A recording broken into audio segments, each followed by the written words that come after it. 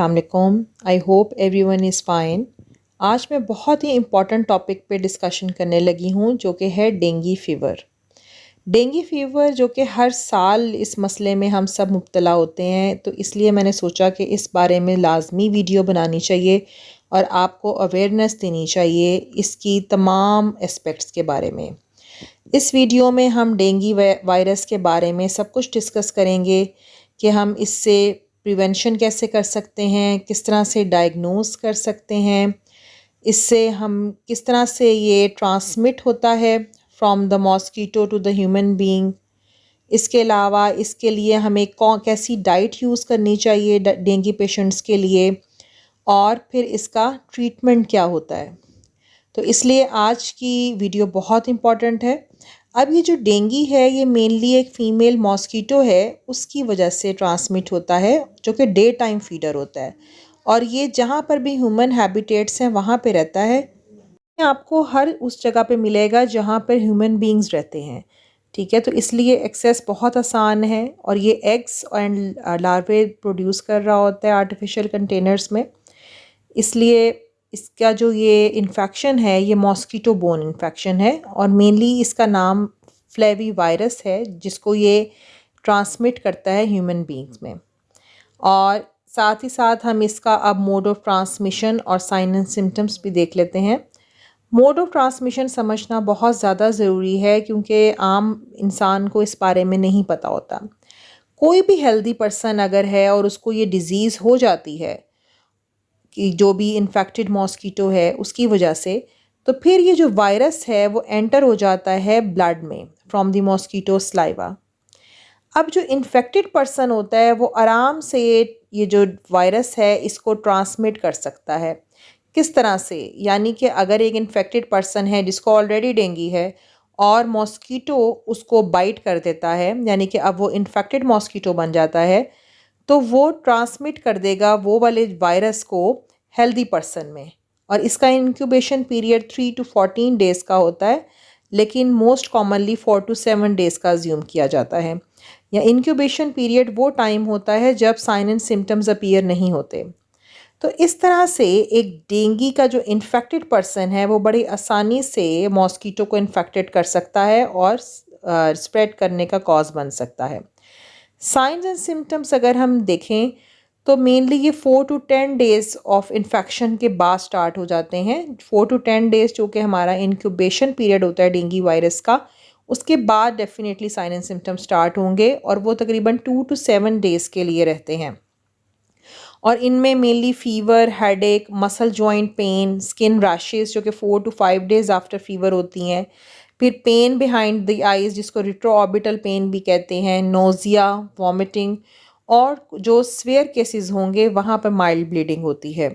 और अगर इनके स्वेयर सिम्टम्स देखे जाएँ जब फीवर सेटल हो जाता है और उसकी कॉम्प्लिकेशंस के तौर पर स्वेयर एब्डोमिनल पेन होती है, वॉमिटिंग परसिस्ट करेगी, रैपिड ब्रीदिंग और ब्लीडिंग गम्स और नोज़, फटीग, रेस्टलेसनेस हो सकती है, ब्लड वॉमिट या स्टूल में आ सकता है, और जो पेशेंट होगा वो काफ़ी थर्स्टी फील करेगा और स्किन भी कोल्ड एंड कामी हो जाती है। अब इस पिक्चर में आपको काफ़ी ज़्यादा ये साइन एंड सिम्टम्स नज़र आ रहे होंगे from the eyes to the legs. अब इसमें ये रैशेज़, नोज़िया, वॉमिटिंग। इसी तरह से जो डेंगू फीवर होता है इसके आम एक साइन एंड सिम्टम्स होते हैं और एक होते हैं वार्निंग साइंस। वार्निंग साइंस में मेनली एब्डोमिनल पेन है, फ्रीक्वेंट वॉमिटिंग है, ठीक है। इसके अलावा जो ब्लीडिंग, कहीं गम से भी ब्लीडिंग हो सकती है, मेनली ये सारे फीचर्स आ जाते हैं। Diagnosis for the dengue fever के लिए हमें सीबीसी करवानी होती है, सबसे पहला जो हमारा टूल है। देन हम पीसीआर टेस्ट की तरफ जाते हैं और अगर मोर देन 3 वीक्स हो जाए तो फिर हम एंटीबॉडी का टाइटर करवाते हैं। अगर ये सब कुछ आ रहा है तो डेफिनेटली आपको डॉक्टर्स की एडवाइस चाहिए, ठीक है, इन तमाम सिम्टम्स से रिलीव होने के लिए। स्पेशली जो प्रेग्नेंट वुमेन्स हैं, चिल्ड्रन हैं और एल्डरली पीपल हैं, उनको मेन फोकस करना चाहिए और एक्स्ट्रा केयर और प्रिकॉशंस लेनी चाहिए। और घर में सेल्फ मेडिकेशन अवॉइड करनी चाहिए क्योंकि ये बहुत ही सीरियस बीमारी की शक्ल इख्तियार कर सकती है। इसलिए सीबीसी तो सबसे फर्स्ट इसका डायग्नोस्टिक टेस्ट होता है जिससे हम आइडिया लगा सकते हैं। Lab test mainly 2 basic method से किया जाता है। एक तो होता है डिटेक्शन ऑफ डेंगू वायरस, जिसमें हम वायरस को कल्चर के ज़रिए से डिटेक्ट कर सकते हैं, न्यूक्लिक एसिड को की डिटेक्शन की और उसके एंटीजेंस की, और दूसरा एंटीबॉडीज़। अब अगर WHO का हम केस क्राइटेरिया देखें और क्लिनिकल स्पेक्ट्रम देखें, तो अगर डेंगू वायरस का इन्फेक्शन होता है तो 2 किस्म के लोग होते हैं। एक होते हैं एसिम्प्टोमेटिक, दूसरे होते हैं सिम्प्टोमेटिक। जो सिम्प्टोमेटिक होंगे उनमें एक तो अनडिफ्रेंशिएटेड फीवर आएगा, यानी कि उनका पता नहीं चलेगा कि ये किस वजह से फीवर हो रहा है, और दूसरा एक करेक्टरिस्टिक फीवर आएगा डेंगू फीवर, जो कि काफ़ी हाई ग्रेड होगा। अब इस फीवर वाले पेशेंट्स में ब्लीडिंग हो भी सकती है और नहीं भी। तीसरी फॉर्म आ जाती है डेंगू हेमरेजिक फीवर की, जिसको हम ग्रेड 1, 2 और डेंगू शॉक में डिवाइड करते हैं। डेंगू की प्रिवेंशन कैसे की जा सकती है? सबसे पहले तो आपको एलिमिनेट करना चाहिए स्टैंडिंग वाटर को, use mosquito repellents, stay endorse, घर के अंदर रहना चाहिए, फुल स्लीव्स पहननी चाहिए, और मॉस्किटो नेट्स यूज़ करने चाहिए। स्पेशली बच्चे अगर सो रहे हों तो मॉस्किटो नेट्स यूज़ की जाएँ। अब कौन कौन से डूज़ एंड डोंट्स हैं जो कि डेंगू में इन्वॉल्व होते हैं? डोंट्स देखें तो बिल्कुल भी कॉर्टिकोस्टेरॉइड्स यानी कि जो स्टेरॉइड्स होती हैं वो नहीं यूज़ करनी चाहिए, क्योंकि वो जीआई जो हमारे गैस्ट्रोइंटेस्टाइनल ट्रैक है उसकी ब्लीडिंग के रिस्क को बढ़ा देती है, और शुगर लेवल भी इंक्रीज़ करेगी और हमारी इम्यूनिटी को भी सप्रेस कर देगी। इसके अलावा प्लेटलेट ट्रांसफ्यूजन नहीं करवानी चाहिए अगर लो प्लेटलेट काउंट है, क्योंकि इससे भी जो रिस्क ऑफ स्वेयर ब्लीडिंग है वो इतना डिक्रीज़ नहीं हो रहा होता। इससे फ्लूइड ओवरलोड हो जाता है, जिसकी वजह से जो हॉस्पिटलाइजेशन होती है पेशेंट की वो प्रोलॉन्ग हो जाती है। इसके अलावा 0.45% नॉर्मल सलाइन भी नहीं देना चाहिए, जिसकी वजह से हमारे फ्लूइड मेंटेन नहीं होते बल्कि लीक हो जाते हैं थर्ड स्पेसिस में, और वर्सन कर देंगी जो हमारी एसाइटीज़ होगी या प्लूरल इफ्यूजन होगी। इसके अलावा don't assume that IV fluids are necessary, हमेशा ये जहन में नहीं लाना चाहिए।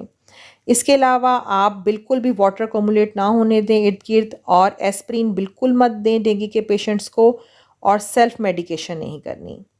अब अगर हम ट्रीटमेंट को देखें तो ट्रीटमेंट में drink plenty of water to avoid dehydration, ठीक है। एसिटामिनोफेन आपने यूज़ करनी है to relieve pain and reduce fever, और हेल्दी डाइट लेनी है, और कंप्लीट रेस्ट करना है फॉर दी फास्ट रिकवरी। ये तो हमारी जर्नलाइज्ड अगर देखा जाए तो ट्रीटमेंट में यही यूज़ किया जा रहा होता है अगर एक पेशेंट घर में है, उसके प्लेटलेट काउंट ज़्यादा कम नहीं है।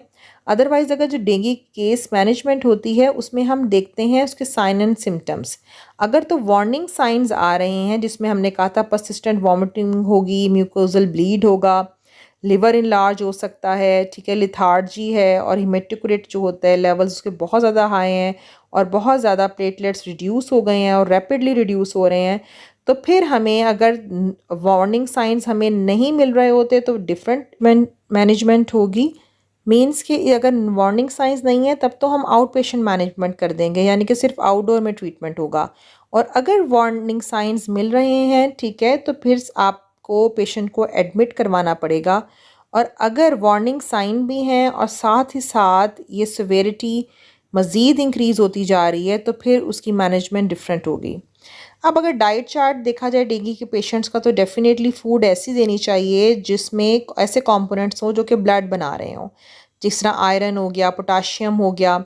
इसके अलावा papaya leaf, pomegranate, coconut water, fenugreek, broccoli, avocado लाजमी देनी चाहिए।